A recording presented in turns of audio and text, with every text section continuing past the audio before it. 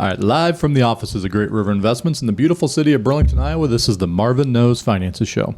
I am your host, Marvin Thomson, your certified financial planner, and joining me today is Joe Jolin of Jolin Media in West Burlington, Iowa, and Todd Sladky, CPA, and my partner at Great River Investments.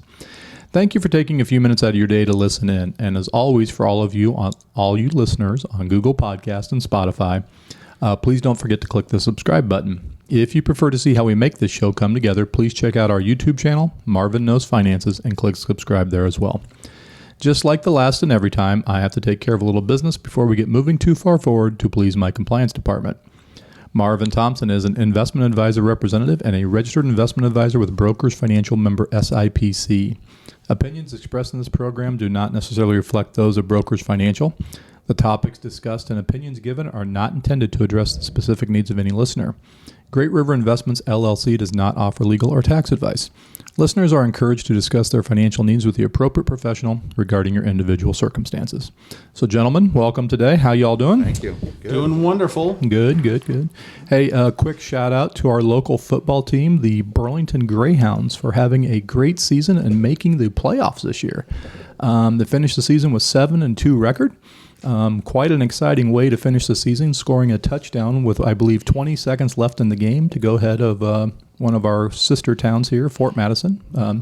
Bottom line with that game, folks, is we had two evenly matched teams that played their hearts out. And unfortunately, as it is with all sporting events, somebody has to win. This year, thankfully, it was our team. So, but Fort Madison, and we don't get to say that very often. We don't get to say that very often. So Fort Madison does not have anything to hang their head about. They played a fantastic game. But congratulations to the Burlington Greyhounds. Super proud of these kids. I had the pleasure of coaching a lot of them when they were just wee tots in 5th and 6th grade. And it's pretty neat to see how they've advanced through the years. So it was an exciting game on Friday. It was good to see all the people out supporting, and the kids just had a great time. Yeah, what a great thing for the community to come through. Because as Joe mentioned, the Burlington football team has not necessarily had the greatest amount of success over the past few years. Not from lack of trying and not from lack of hard work, but it's nice in those years where it kind of all comes together finally. Like I said, a bunch of great kids, and congratulations to all of them and the coaching staff, of course, and the parents who support them. All right, so we're going to start with our normal thing, our question of the week. And the question of the week this week came from a client who's got some elderly parents, and they were kind of concerned about the allocation. So should my elderly parents still be invested in stocks? And the answer is always based on risk and need. That's the answer to that question. So it all depends on your parents' income needs and risk tolerance. Unfortunately, in some cases, clients will always need to be invested in the market to meet their basic needs. The market is the only investment over an extended period of time that really outpaces inflation. However, it is very important to make sure your parents can handle the risk associated with investing in the stock market.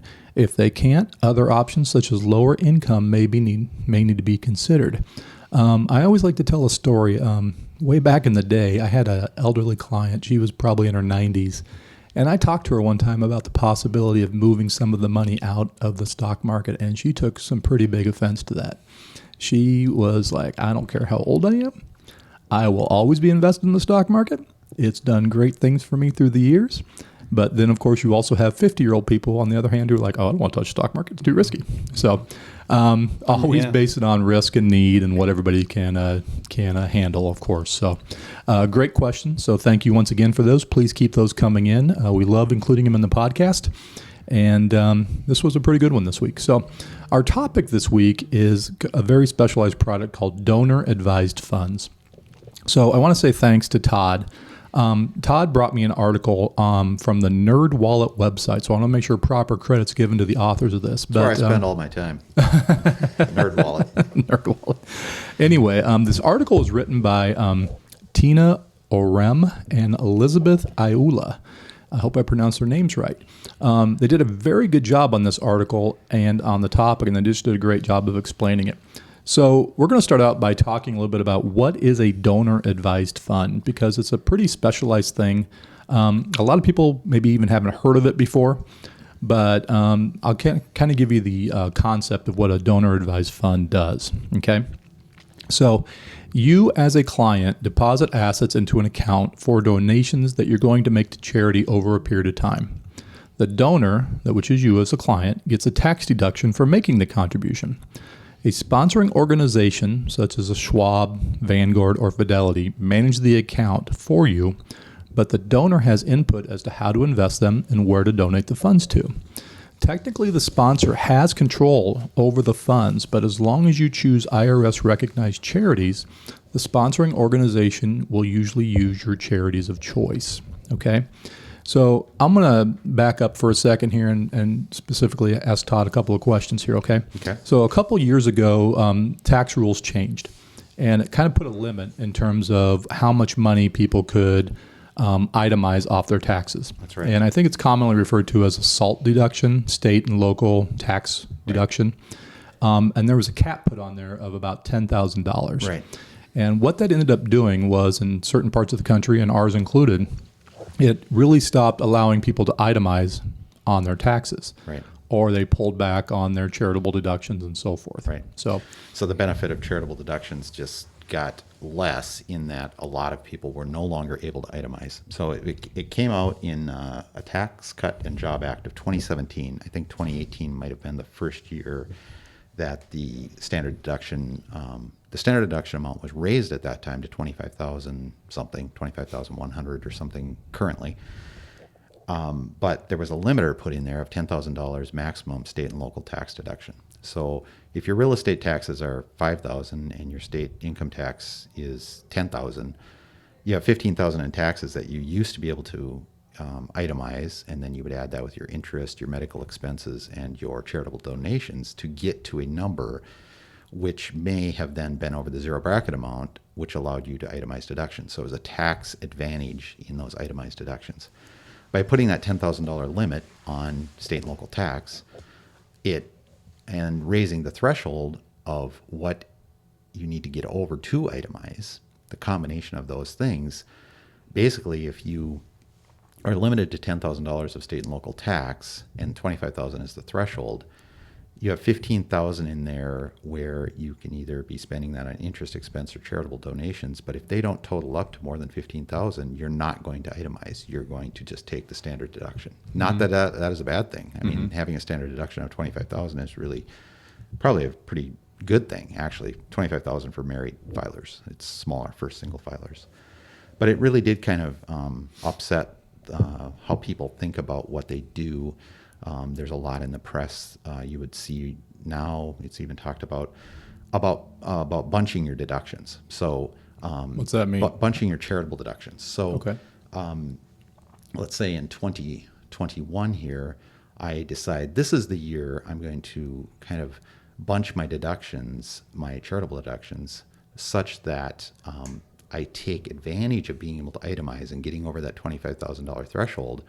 But next year, I know that I'm not going to itemize. So I really limit down my itemized deductions. And then the following year, 2023, I go back to, okay, I'm going to bunch those again. So what you're trying to do is take the most advantage of itemizing in the years where you get over the $25,000 threshold, and then kind of save up those things that are tax deductible to spend in the next year, the second year later, when you would want to itemize again. So it's kind of a little bit of a roller coaster. It doesn't have to be a full. You can do your, let's say 2021 is the year I'm thinking I will itemize. If I'm a forward thinker about that, I would have done a lot in early part of 2021 related to maybe my 2020 year on my giving, and then November and December of this year, I'd also be thinking about giving for 21 and 22, because I know I'm not going to do as much in 22. And what that does for you is it gets everything into a calendar year that's deductible. And then you kind of skip a year and just take the zero bracket amount or the standard deduction amount. So the $10,000 limit, I think, kind of did a couple of things. First of all, it probably stopped a lot of people from itemizing. Yes. Which, in our part of the world, you mentioned property tax around $5,000. In other parts of the country, property taxes by themselves are $15,000 on average size homes. So that really put a damper on things. Yes. The other thing I think that really did was it probably hurt charities. Yes. I mean, I can't imagine that. I'm sure there's a lot of people out there making charitable donations just for the tax write-off. Right. Or certainly it was an impetus to do so. Absolutely. It's like, I like this charity. I get the advantage of a tax deduction, so therefore I'm going to support them. But Okay. now my tax deduction part has gone away. So instead of, it used to cost me to give $100 and I'm itemizing, and let's say I'm in a 30% bracket, it cost me $70 net of tax to make that donation. Now when I'm not itemizing, I make a $100 donation that costs $100. So I might reduce my giving to Down to $70. Yeah, if because you I'm don't receive thinking any about it that extra way. benefit. Right. Gotcha. So the donor advised fund, it came about. Did it come about for the sole purpose of overcoming this $10,000, or has it been around for quite a while? I think it's been around for a while, Okay. but I think its focus has become greater because of this. What I just described in the lengthy discussion there was the every other year kind of getting over the maximum. What a donor advised fund allows you to do is make a really big contribution to this donor advised fund, who then sits on the money and potentially earns investment earnings on the money. Should be. Over time, and allows you to direct the organizations that you want to support.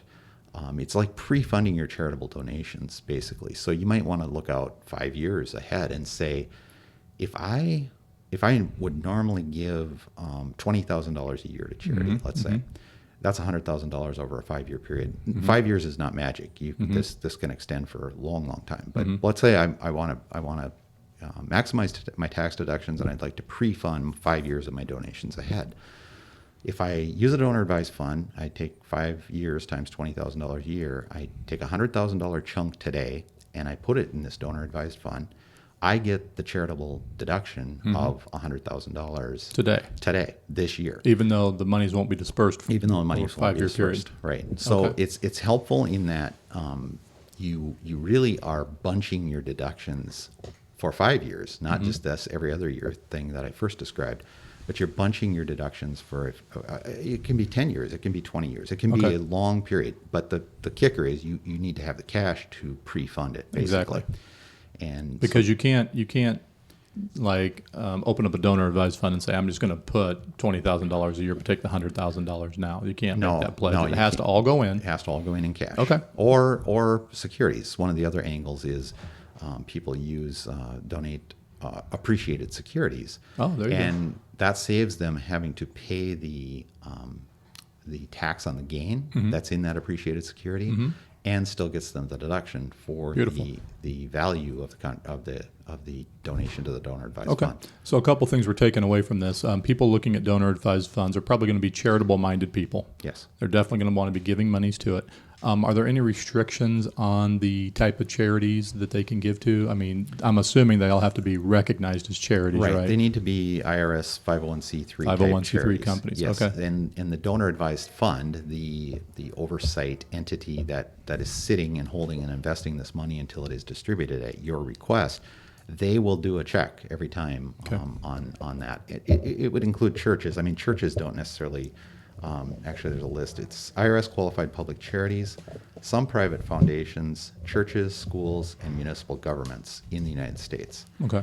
So if a school district is not a 501c3 organization, but if you wanted to give $500 to But a private school might be. A private school might be, yes. Okay. Very good. All right. So some of the benefits, we did some research on these things because it's not a product that we normally deal with. However, we do talk to our clients about it. So tax deductions, obviously, when you're making your contributions into a donor-advised fund, make sure you're donating more than the standard deduction, because as Todd just explained, the purpose of this is to get above in terms of you want to be able to itemize. So you need to be able to donate more. And then, of course, you can recognize more in 1 year or spread it out, whatever is going to be best for your things. Lower capital gains rates. I'm assuming that's in reference to using appreciated stock. Yeah, appreciated property into and it would be stock, but mutual funds, that kind of thing. So something that has an appreciation on it, if you were to cash it out and then donate the cash, you would pay the tax on the gain. Gotcha. If you donate the property directly to the donor advised fund, then you avoid paying the tax on the gain and you get the donation deduction. And with potential capital gains rules changing, Yes. This could be huge. Yes. This could be huge. So pay attention to that. Reduced estate taxes. When you make this gift, it's out of your state. Right. So that's another good thing to keep in mind. It does give you a legacy of giving. Right. I think one of the things I read is that you can actually pass this on to the next generation. Yes. So if you don't end up using all the money in the donor advised funds, your kids can then You would substitute kids or some other organization to give not it really away. a trustee in a sense, but it would be like a trustee. Okay. It's somebody you trust that would be able to be your successor to make these directions to the donor advised fund on who should get the money. I love it. In the future. I love it. And of course, there's a condition of anonymity too. Some people would like to give money but don't like to give it away. Should so. you want to do that Yep. and not have your name tied to it whatsoever, this is a great way to do that. Yep. What can you contribute to it? Primarily, it's usually funded with cash Okay. up front, but we've already talked a couple times about the appreciated asset idea. There are some limits. Some of the limits are if you're using cash, you're limited to 60% of your adjusted gross income as a cash gift in a given year. So if you had $100,000 adjusted gross income this year, you would be limited to $60,000. Okay. Probably not going to happen unless you're just probably not going to do that out of your regular income. You're not going to give that much. But if you're in a position where you've been thinking about doing this for some time, you have the cash on hand, and it really isn't related to your current income. It's just, I want to do this year. You are limited to that 60%. But if you do have a high income in a given year, this is definitely something Yes. to consider. Yes. Absolutely. Yep. Yep. And probably get the most bang for your buck or tax efficiency that way, in that you're already in a high bracket. If Gotcha. you have a high income, you're in a high bracket, you get the most tax benefit by being in a high bracket. And then for capital assets like appreciated stock, you're limited to a maximum 30% of your adjusted gross income. So in that case, if you had $100,000 adjusted gross income this year, and you wanted to donate appreciated stock, that value could not exceed $30,000. Gotcha. I also read where you can give cryptocurrencies into donor advised funds. Obviously, there's some people sitting on some appreciated assets in that, so that's kind of a neat little concept. And then I also read about life insurance cash value. So if you have a life insurance policy that's maybe overfunded and maybe you don't have the need for the death benefit anymore, that's something else to consider. So how does a client invest in a donor advised fund? So I've been looking into it a little bit just by reading these articles and so on, but it seems pretty straightforward and easy on, I think so too. on the Fidelity, Schwab, or Vanguard website. They all are set up to be this donor advised fund entity, and they all some of them have a minimum amount. It might be $5,000 to start this. It might be I think that's I don't remember most of them have a zero amount to start this donor advised fund idea. Doesn't have to just be a one-time contribution. It does, like we're talking about, for lumping to get the tax deduction, but you can continue to fund it in future years as well. So you could have both inflows and outflows in your fund. You can name the fund. So if you wanted to be anonymous, you can. If you wanted to more have your family name tied to it, you can, so that the receiver of donations later would see that on every donation they receive, that this is coming from the Joe Smith family. Some people put trust or charitable trust or something like that. It really isn't a trust. It really isn't a foundation. It's an entity. You can name it anything you want. So if you like those words, you can use those words. But that isn't really what it is. But the sponsors, the Schwab, the Vanguard, the Fidelity type entities, allow naming it however you want to name it for your donations going out. They all have a fee, asset management fee, which is very typical. that's how they get paid for doing the work That's how they do. get paid for doing the work. Yeah. And this is a little more work for them than most brokerage account, let's say, for just an individual. There's some real compliance checking that they need to do every time you say, hey, I want to donate $1,000 to this entity. They have to do some checking and make sure that's a qualified entity. So they have some work on their end. The fees are, I think the highest I saw was 6 tenths of a percent, so 60 60 basis points, yeah. or about 0.5% or a little better than 0.5% to manage the assets.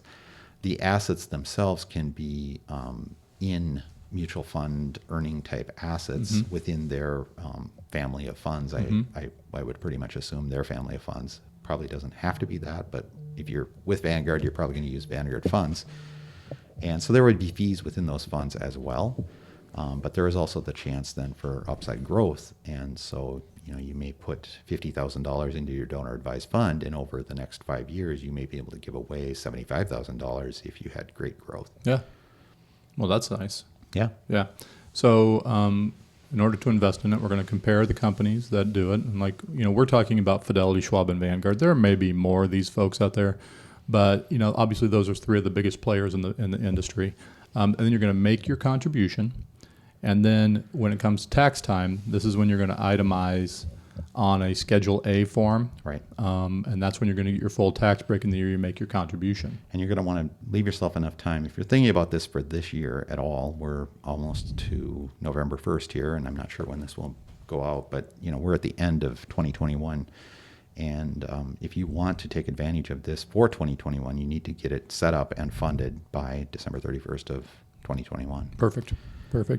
You already mentioned the investment options, so I'm assuming if we're talking about one of the three that we mentioned, they'll probably primarily be using their own family of funds in there. All three of them have great investment options for you to choose from. And of course, you can always talk to your financial advisor for some further information or input into that. And then picking your charities. Right.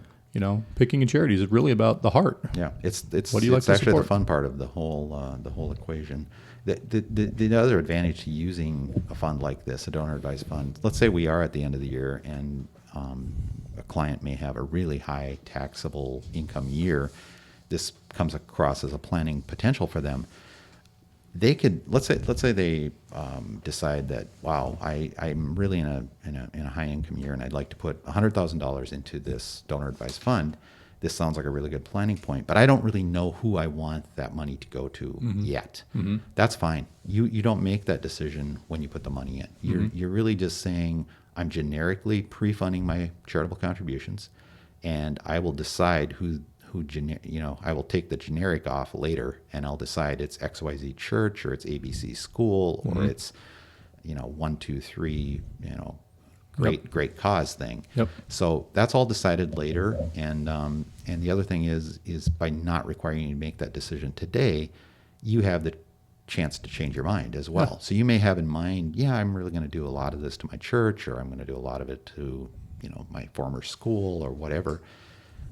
You may get 2 years out and decide, wow, there's this much better cause that I feel strongly about, and you can make that decision then. You don't really have to declare today. Yeah, I love it. It's a great product, actually. It was nice putting this show together because actually learned a lot more about it. So I was asked a question, why are we choosing this topic for a podcast? Because it's not a product that we sell. We don't generate any revenue personally from doing this. And I want to make sure the listening audience understands that the purpose of this podcast is for us to introduce topics to you that we think might benefit you. Now, this topic is obviously not going to benefit everybody. It's not going to meet everybody's needs. It's a very specialized things.